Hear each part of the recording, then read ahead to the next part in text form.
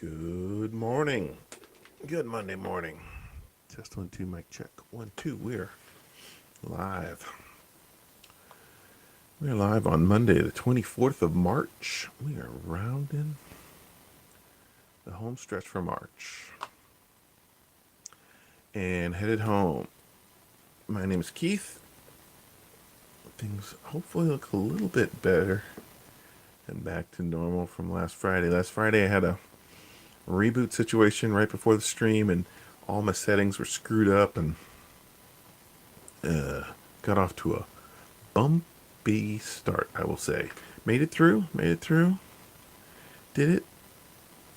Did what I needed to do. Was going to cancel. Said, 90% of life is showing up, so I showed up. But it's a couple of days later, and I'm back at it. And so are you. You're up bright and early this morning. You're checking out the jobs postings. You are getting those apps out. You grab yourself a caffeinated beverage. I've got one right here. And you are ready to find a job in tech. Today's the day, as they say. Today is the day. Can't guarantee anything, but we can guarantee that if we get up and be consistent and work the problem, more times than not, that effort's going to pay off. And so here we are. My name is Keith. I broadcast from Austin, Texas. I've been a professional developer, as the little scroll says there, for over 30 years. I've been a web developer for coming up on 30 years.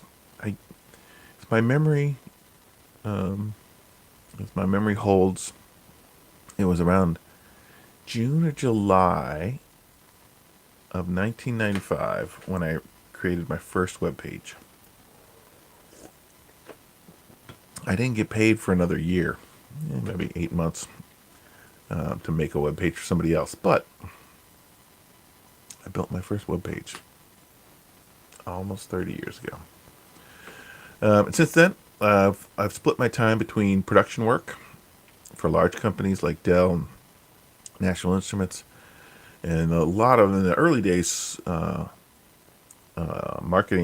working for marketing firms, helping the first people get their websites online, and having my own startups and contract labor.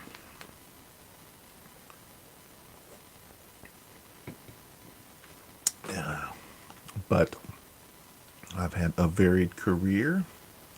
Thing about the web is it's always changing, and thing about me is I get bored easily. So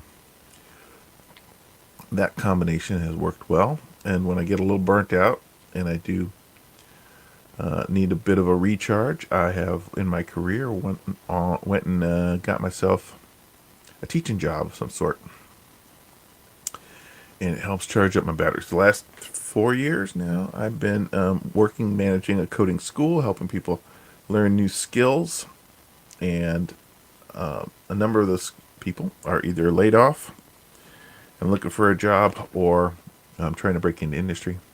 And I hear just about every day about how the job market is, the struggle that people are having, but I'm living testament that it is worth the hassle.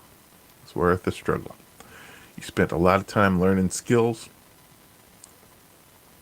becoming, marketable, and we want to spend a significant fraction of that also working to get ourselves jobs. So that's why we're up in the morning.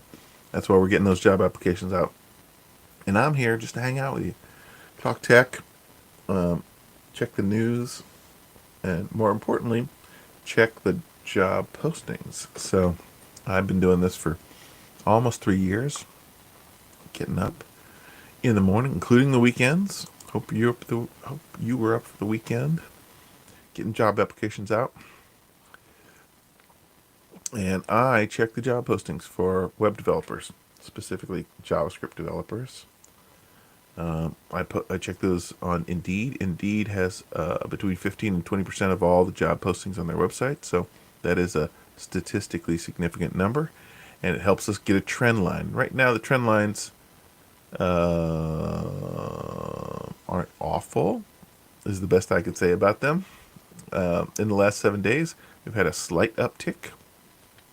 Over the last couple of days, it's flattened it out a little bit.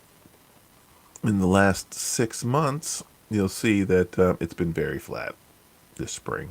Well, end of winter and going into spring. Friday was the first day of spring. My wife and child are in the backyard working on a garden. Things are popping off. And in the last year, we see that it's been a slight downturn.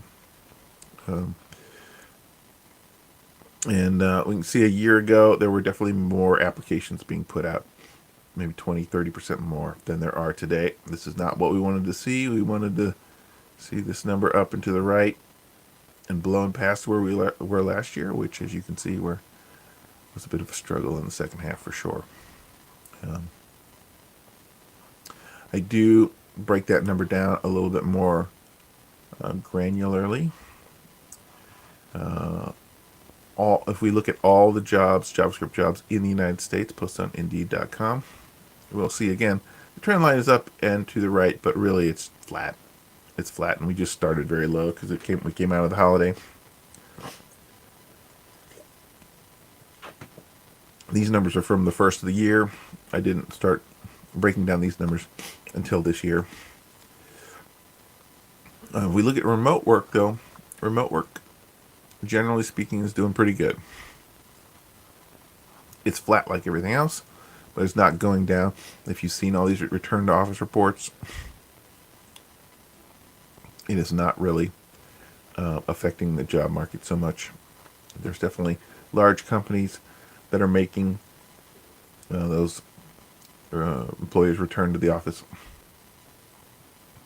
But medium and small size firms, especially for engineering, if you got good managers,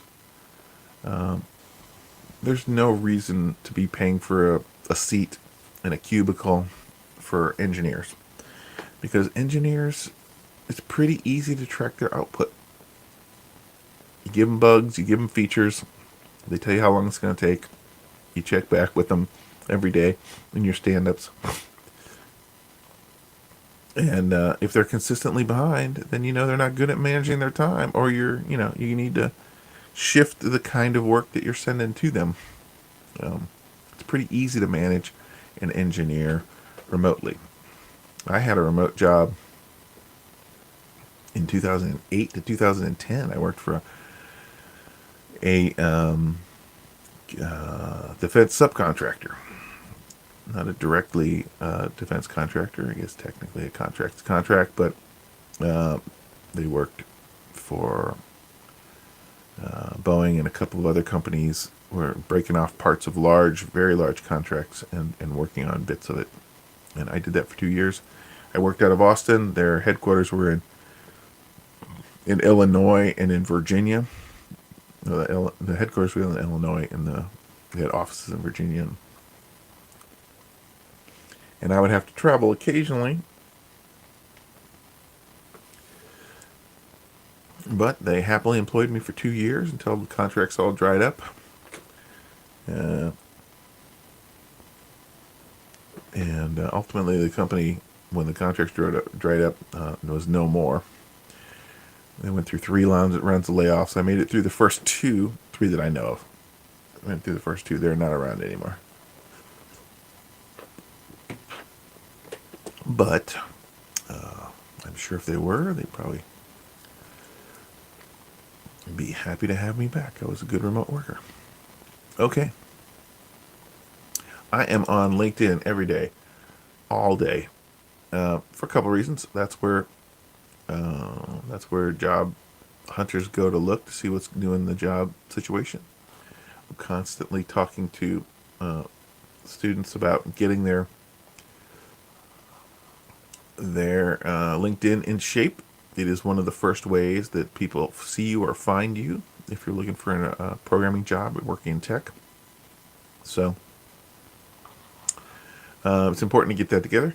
But the other reason I'm on it is because they've got this little news feed. Although the news feed this morning is pretty weak, I gotta say. Not a whole lot that was pertinent to us and the kind of stuff that we look at. 23andMe filing for bankruptcy is not really news. They've been struggling for a long time. I was an early 23andMe supporter. I spit in the tube and sent that off very early in their business. And I have been super happy with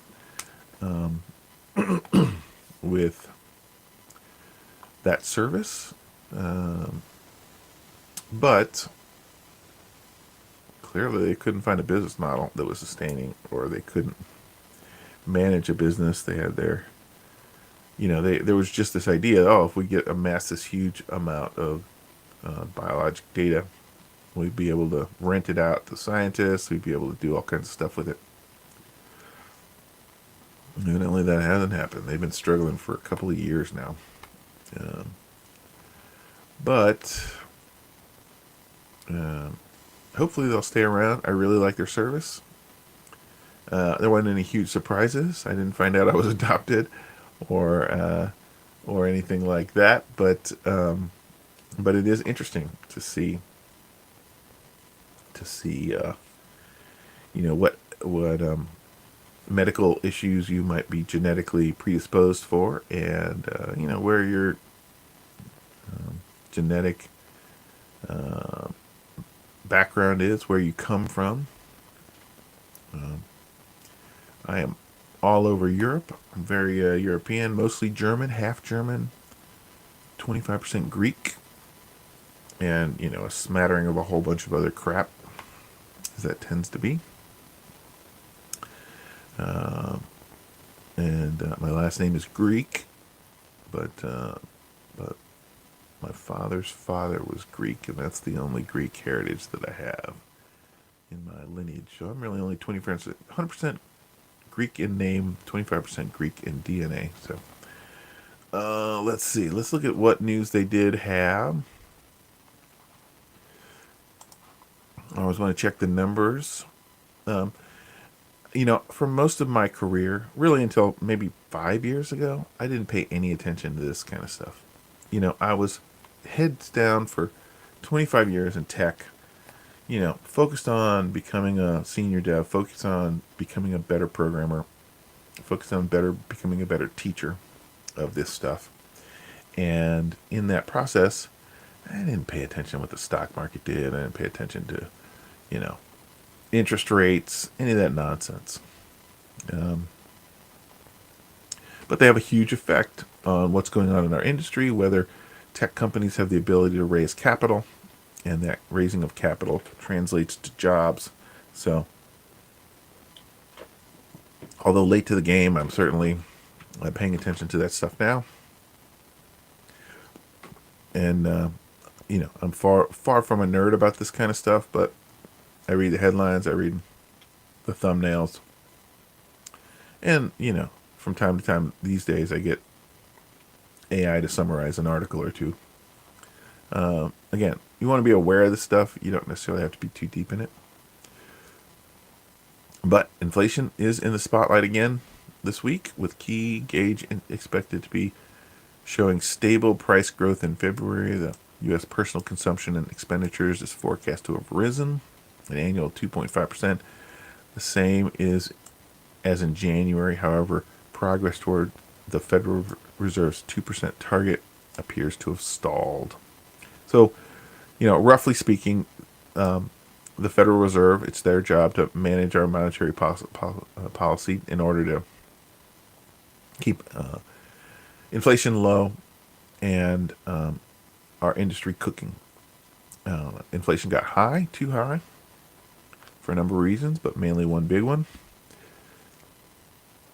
And, for the last year, they've been trying to cut some rates and get some more money moving to attack that inflation growth. But the last three times, they decided not to cut the rates. Last week was one of those times. Lower rates is good. Lower rates is good for you if you want to buy a house, if you want to buy a car, if you're a startup and you want to raise capital with a small business loan, or talk to a VC who's feeling like they'd have a better opportunity making money with you than with lending their money out to other people, as keeping it in the bank and having it loaned out.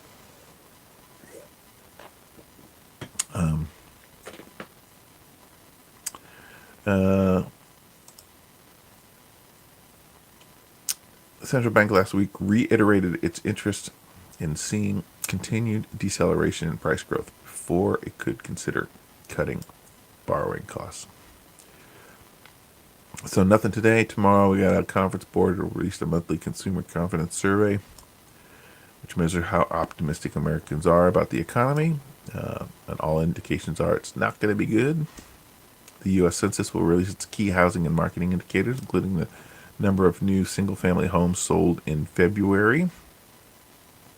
The numbers were mixed last week when they came out about home sales. Home sales increased, but if you got into the details of the numbers, what you found is houses over $600,000 or something like that went up. So wealthy people are buying houses at fire sales from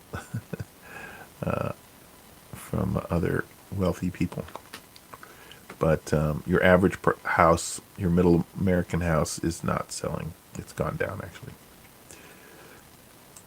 The Census Bureau will release its monthly report on durable goods, which measures manufacturing activity. The U.S. Department of Labor on Thursday will release its jobless claims for the previous week, a proxy for layoffs. It tracks the number of people filing for unemployment benefits. Presumably that number will be up with all of the layoffs that have been going on in the government. The U.S. Department of Commerce on Friday will release its personal consumption expenditure price index, the Fed's preferred inflation measure. And the University of Michigan will release its March's consumer sentiment index, which measures how Americans feel about the current and future economic conditions. Also not expected to be very good, frankly. Not going to be good. How you feeling out there? My wife and I, we're a middle class house. She's an attorney. I am managing a coding school. I got one kid in college and another kid who's about to graduate from high school in about 9 weeks. So I got another college on the horizon. We are not spending money on big ticket items these days. We are kind of hunkered down. We got the cash for college in the bank. We'll be paying for our kids' college. They won't end up with a bunch of college debt, but we don't have a ton extra money put away for retirement right now. So we're not throwing money away on things these days. No big trips scheduled for our future. We try and go on a big trip every other year. Last year we went to Peru. This year we're cooling our jets. And it's going to be harder to do the big family trips as both kids go into college and out of town. And syncing up schedules and all that stuff. But here we are. What's going on in tech news? We've got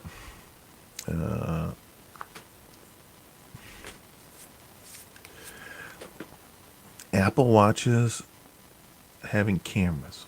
Why? Why does everything have to have a camera? But it does. It does have to have a camera. iPhone 17 Pro launching later this year. Beats Solo Buds are 30% off. Haven't ever tried the Beats. I spend the $35, $40 tops on my wireless headphones. I am not a audio guy. I mainly listen to talk podcasts when I go for my walk. I don't need a huge fidelity in my earbuds. Uh, video games, video games, video games. This is all video games.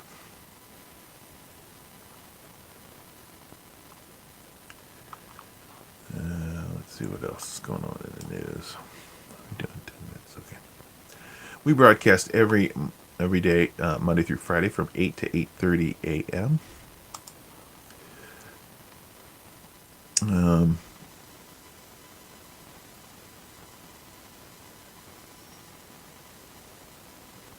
8 a.m. Central Standard Time. I broadcast from Austin, Texas. If you have any questions, feel free to put them in the chat. Happy to talk tech. Happy to talk programming. You guys have been following Primogen and his building a gameathon, vibe coding a game. I vibe coded a game this weekend and submitted it to the first ever Vibe Code Game Jam,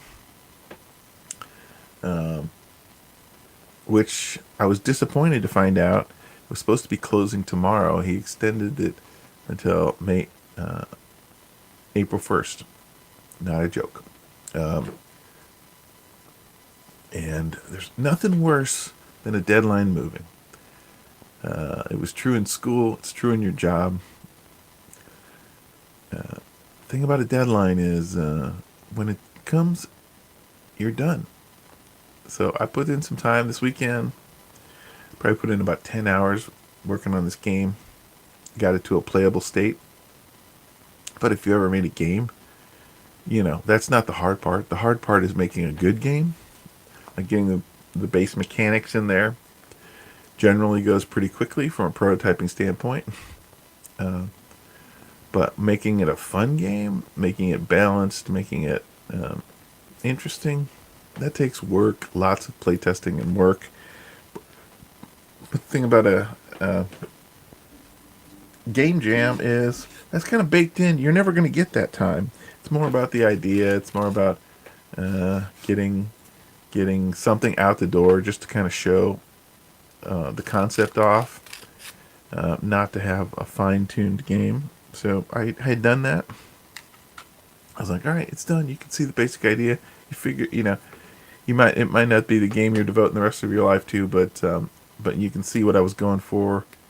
You'll either think it was clever or not, but then we move on. But now I got an extra week plus. Look at my calendar on the wall.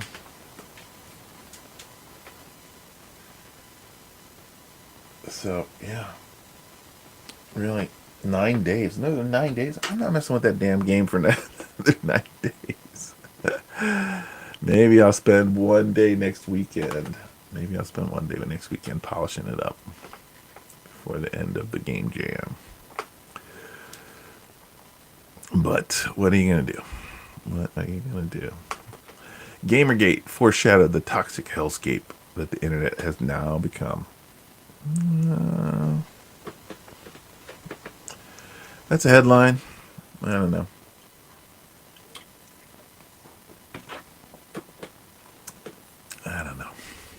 I mean, I really think it was all social media.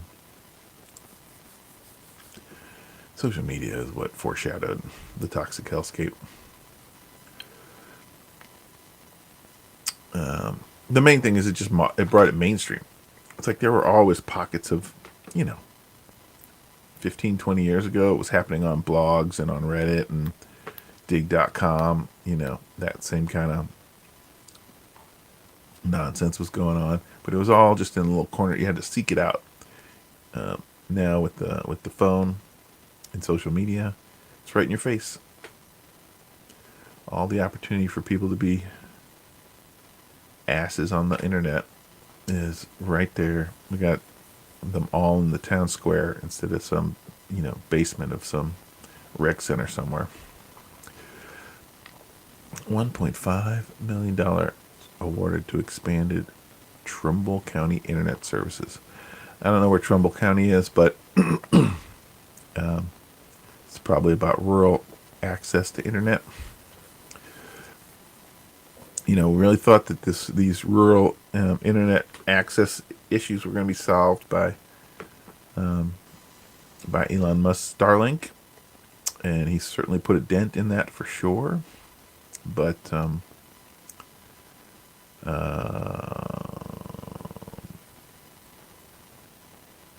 he's having some challenges of his own these days. Da, da, da, da, da, da, da, da.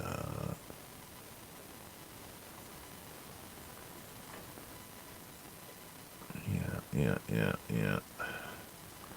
Nothing great there. What's going on in artificial intelligence?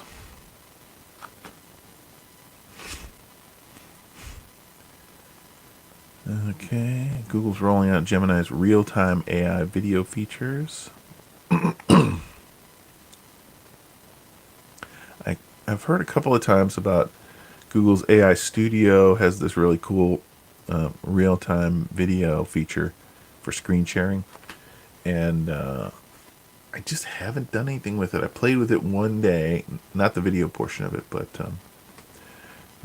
with AI Studio one day, and I got something out that was kind of interesting, but I haven't really had time to play with it. Too many of these damn apps. It's hard to figure out what you're gonna do with it. How software engineers actually use AI. This would be interesting. Wired.com. AI trends disrupting software teams. Why developers are filling a key role in the evolution of AI. How software development got a radical upgrade. Okay.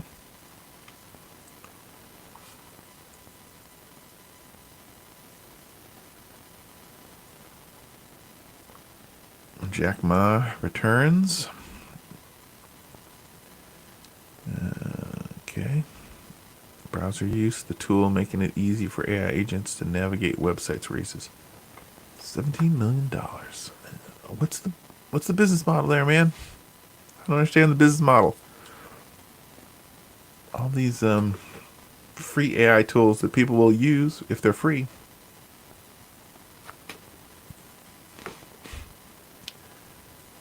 I don't know.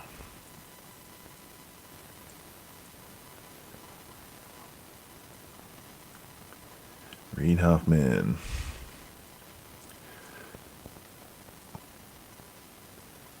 I was a music AI skeptic until I actually used it. This is one of those ways, man. I've used it for a couple of music clips for this game I'm working on, and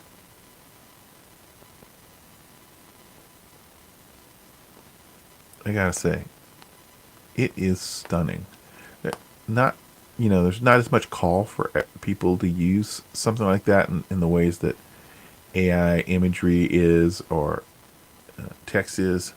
So that's why it's not grabbing all the headlines. But the reality is, man, people who want to hire a human being to and can afford it to create music will always be there. But most people like myself who just want a little bit of something, who would normally just go to stock music and pay for it there, man, there is no reason to go do stock music anymore. No reason at all. Just no reason. That is gone.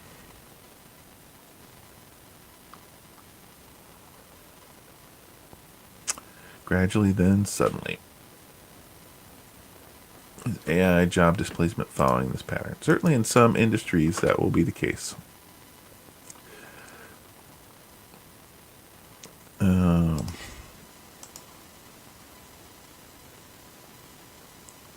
Let's see. Oh, we're at 8:30. We snuck up on it. Okay, guys. So I will be back in 23 hours and 30 minutes. I will be back to check out the news, to check out the job postings, and you're going to be here too. You're going to wake up in the morning. You're going to grab yourself a caffeinated beverage, and you're going to get up and get those job apps out while you listen to me discuss the news of the day. Feel free to reach out and connect with me on LinkedIn. And if you are not already, always looking to grow my network. And tomorrow we will be back at it again, Monday through Friday, 8 a.m. to 8:30 a.m.